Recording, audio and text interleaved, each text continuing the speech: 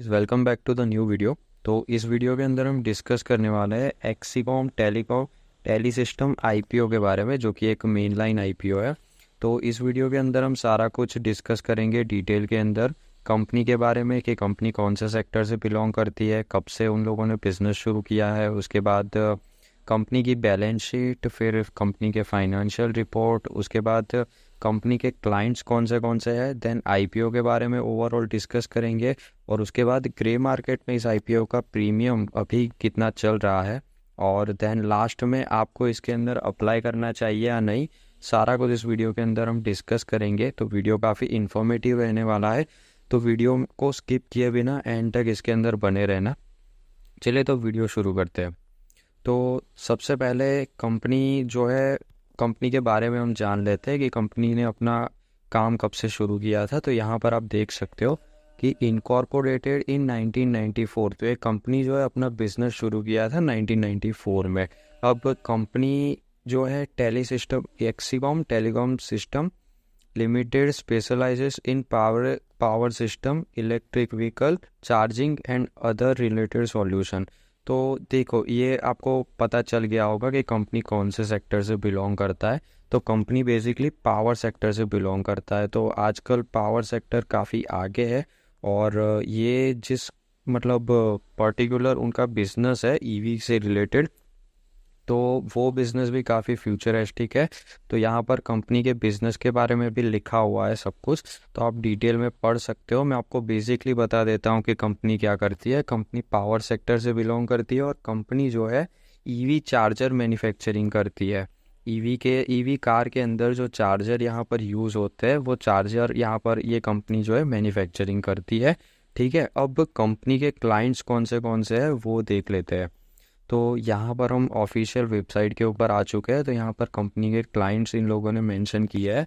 तो सबसे पहला यहाँ पर hyundai, देन है किया, उसके बाद ऑडी, वॉल्वो, जियो, फिर टाटा मोटर्स और अशोक लेलैंड जैसे बड़े बड़े क्लाइंट्स यहाँ पर हमें देखने को मिल जा रहे हैं। तो ये लोग जो ईवी को लेकर के कार बनाते हैं, उसके अंदर जो चार्जर की यहाँ पर ज़रूरत पड़ती है, वो ये कंपनी मैन्युफैक्चरिंग करती है। तो अब आप सोच ही सकते हो कि कंपनी का बिजनेस कितना अच्छा है और कितना फ्यूचरिस्टिक है। तो अब चले जाते हैं कंपनी के फाइनेंशियल रिपोर्ट के ऊपर। तो यहाँ पर हम आ चुके हैं कंपनी के फाइनेंशियल रिपोर्ट के ऊपर। आप देख सकते हो एक्सीकॉम टेली सिस्टम फाइनेंशियल परफॉर्मेंस। तो यहाँ पर हमें लास्ट 3 इयर्स का फाइनेंशियल दिया हुआ है, 21, 22 और 23। और ये लास्ट वाला है 24 का फर्स्ट हाफ का, यहाँ पर हमें देखने को मिल जा रहा है। तो सबसे पहले हम रेवेन्यू देख लेते हैं। तो 21 में कंपनी ने 512 यहाँ पर जनरेट किया है रेवेन्यू। उसके बाद 22 यहाँ पर 22 में 842, उसके बाद 23 में 707, जो कि यहाँ पर घट चुका है। और 24 के फर्स्ट हाफ में अभी तक 455 455 यहाँ पर कंपनी जनरेट कर चुका है रेवेन्यू। अब कंपनी के एक्सपेंसेस देख लेते हैं। तो 21 में 511 करोड़, उसके बाद 22 में बढ़कर 809 करोड़, और 23 में घटकर 690 करोड़, और अभी तक 24 में हाफ में 431 करोड़ यहाँ पर एक्सपेंसेस कंपनी के रहे हैं। अब नेट इनकम देख लेते हैं। तो नेट इनकम 21 में 3.45 करोड़, अच्छी बात है। उसके बाद 22 में बढ़कर 5.14 करोड़, उसके बाद 23 में बढ़कर 6.37 करोड़, और अभी फर्स्ट हाफ में चल रहा है 2.75, 24 के फर्स्ट हाफ में 2.75 करोड़ चल रहा है। अब मार्जिन देख लेते हैं। तो 21 का मार्जिन 0.67% यहाँ पर था, फिर 22 का मार्जिन 0.61 था, उसके बाद 23 का 0.90% और 24 का 0.60%। तो यहाँ पर एक बात यहाँ पर गलत है, मतलब ख़राब यहाँ पर हमें देखने को मिल रही है, जो कि कंपनी का मार्जिन काफ़ी कम यहाँ पर निकल रहा है। पूरा 1% भी यहाँ पर कंपनी जनरेट नहीं कर पा रही है, जो कि यहाँ पर थोड़ी मतलब ख़राब चीज़ है। पर ओवरऑल देखा जाए तो यहाँ पर ये फाइनेंशियल रिपोर्ट ठीक ठाक है, एवरेज है, ना काफ़ी एक्सेलेंट है ना काफ़ी बुरे है। तो यहाँ पर ठीक ठाक यहाँ पर हम रेटिंग दे सकते हैं।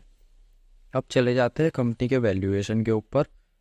तो यहाँ पर आप लोग देख सकते हो कंपनी का वैल्यूएशन अभी आपको देखने को मिल रहा है, पी रेशियो तो 39.94 और 42.01। तो ये जो पी रेशियो यहाँ पर सेट किया हुआ है वो अपर प्राइस बैंड और लोअर प्राइस बैंड के हिसाब से है। तो लोअर के हिसाब से 39.94 रहेगा और अपर के हिसाब से 42.01 रहेगा। अब रिटर्न ऑन नेटवर्थ देख लेते हैं। तो 21 में यहाँ पर 5.94% था, उसके बाद 22 में बढ़कर 13.72% और 23 में घटकर 13.38% हो चुका है। उसके बाद रिटर्न ऑन कैपिटल इक्विटी देख लेते हैं। तो वो 21 में 5.33% था, उसके बाद 22 में बढ़कर 17.66% और उसके बाद 23 में घटकर 10.92%। ईबीटा में भी हमें वही चीज़ देखने को मिली है।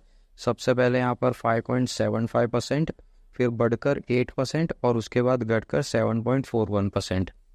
अब डेप्ट कंपनी का देख लेते हैं। तो यहाँ पर ये बात तो है कि कंपनी डेप्ट फ्री नहीं है, पर कंपनी के ऊपर जो डेप्ट है वो काफ़ी कम यहाँ पर देखने को मिल रहा है। 21 में कंपनी के ऊपर 50 करोड़ का यहाँ पर डेप्ट था, उसके बाद 22 में 0.38 करोड़ का था और उसके बाद अभी कंपनी के ऊपर डेप्ट थोड़ा सा बढ़ गया है 0.41%। पर डेप्ट की ये जो है काफ़ी कम है, तो ये कोई दिक्कत वाली बात यहाँ पर या नेगेटिव फैक्टर नहीं बोल सकते हम इसको। तो ये भी यहाँ पर वैल्यूएशन और डेप्ट वगैरह भी ठीक ठाक है। अब चले जाते हैं गाइस कंपनी के मतलब आईपीओ की डिटेल्स के ऊपर। ये कंपनी के फाइनेंशियल रिपोर्ट हमने देख लिए, क्लाइंट बेस देख लिया। अब कंपनी के आईपीओ की जो डिटेल्स है उसके ऊपर चले जाते हैं, ठीक है। तो कंपनी का ये जो आईपीओ है, ये यहाँ पर आईपीओ की डेट हमें नज़र आ रही होगी। तो कंपनी का आईपीओ सबसे पहले ओपन होगा 27 फरवरी से क्लोज होगा 29 फरवरी को, ठीक है। उसके बाद फेस वैल्यू 10 रुपये फेस वैल्यू पर शेयर रहेगा। देन प्राइस बैंड यहाँ पर लोअर प्राइस बैंड ₹135 और अपर प्राइस बैंड ₹142, ठीक है। उसके बाद लॉट रहेगा और लॉट यहाँ पर 100 शेयर आपको देखने को मिल जाएंगे। देन इसकी जो इश्यू मतलब लिस्टिंग होगी वो बीएससी एनएससी में देखने को मिल जाएंगी। अब यहाँ पर डेट हम डिटेल में देख लेते हैं। तो सबसे पहले ओपन होगा 27 फेब को, उसके बाद क्लोज होगा 29 फेब को, उसके बाद अलॉटमेंट होगा आपका 1 मार्च को, उसके दूसरे दिन, ठीक है। 1 तारीख को आपको अलॉटमेंट देखने को मिल जाता है। अब आपको अगर आईपीओ नहीं लगता है तो आपका रिफंड हो जाएगा 2 दिन बाद, क्योंकि बीच में सैटरडे संडे हॉलीडे हो जाएगा। तो मंडे आपका 4 मार्च को रिफंड हो जाएगा। अलॉटमेंट होता है तो क्रेडिट आपके शेयर्स डीमेट अकाउंट में 4 तारीख को उसी दिन हो जाएंगे मंडे। और लिस्टिंग यहाँ पर 5 मार्च को है ट्यूसडे, ठीक है। अब किसको कितने कितने शेयर यहाँ पर ऑफर किए गए हैं वो देख लेते हैं। तो सबसे पहले QIB को यहाँ पर 75% ऑफर किए गए हैं, रिटेलर्स को 10% और HNI को 15%। तो यहाँ पर एक चीज़ देखने को मिल रही है कि रिटेलर्स को सबसे कम यहाँ पर जो है शेयर ऑफर किए गए हैं। ऊपर से इतने सारे मतलब सब्सक्राइब होगा तो इसके अंदर अलॉटमेंट का चांस काफ़ी कम नज़र आ रहा है। अब रिटेलर को है मिनिमम 1 लॉट अप्लाई कर सकते हो और मैक्सिमम 14 लॉट, ठीक है।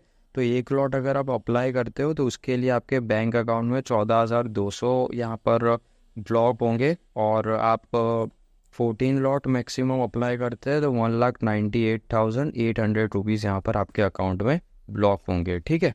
अब ग्रे मार्केट में इसका प्रीमियम कितना चल रहा है वो देख लेते हैं। तो यहाँ पर आप देख सकते हो कि अभी ग्रे मार्केट में इसका प्रीमियम चल रहा है 91.55% विथ ₹130 GMP के साथ, जो कि काफ़ी अच्छा प्रीमियम है। अगर आप इस आईपीओ में अप्लाई करते हो और अगर आपको इसके अंदर अलॉटमेंट मिल जाता है तो आपका पैसा ऑलमोस्ट डबल हो जाता है इसके अंदर मेन लाइन आईपीओ में, ठीक है, इतना अच्छा प्रीमियम के साथ। तो अब देखिए आपको क्या करना चाहिए वो मैं बता देता हूँ। सबसे पहले हम यहाँ पर सारे फैक्टर्स देख लेते हैं। तो कंपनी का बिजनेस है काफ़ी एक्सेलेंट बिजनेस है, कंपनी का फ्यूचरिस्टिक बिजनेस है और यूनिक बिजनेस भी है। देन कंपनी के फाइनेंशियल रिपोर्ट भी काफ़ी अच्छे हैं, कंपनी का सेक्टर भी काफ़ी अच्छा है, फिर कंपनी की जो है मतलब ओवरऑल देखा जाए तो मतलब सब कुछ ठीक ठाक है यहाँ पर, कुछ नेगेटिव यहाँ पर नहीं कह सकते। और ये जो जीएमपी चल रहा है, प्रीमियम चल रहा है, वो तो काफ़ी अच्छा है, पैसा डबल करने वाला चल रहा है। तो सारे फैक्टर को देखते हुए यहाँ पर हम मतलब मेरी राय रहेगी कि आप इसके अंदर अप्लाई कर सकते हैं, ठीक है। बाकी आप अप्लाई करना चाहो या ना चाहो ये तो आपके ऊपर रहेगा, क्योंकि अप्लाई करने से पहले एक बार खुद भी ज़रूर रिसर्च कर लेना, खुद एनालिसिस ज़रूर कर लेना। बाकी वीडियो अभी तक पसंद आया हो तो वीडियो को लाइक कर देना, चैनल पर नए हो तो सब्सक्राइब कर देना। मिलते हैं ऐसे ही किसी इन्फॉर्मेटिव वीडियो में, तब तक के लिए बाय बाय।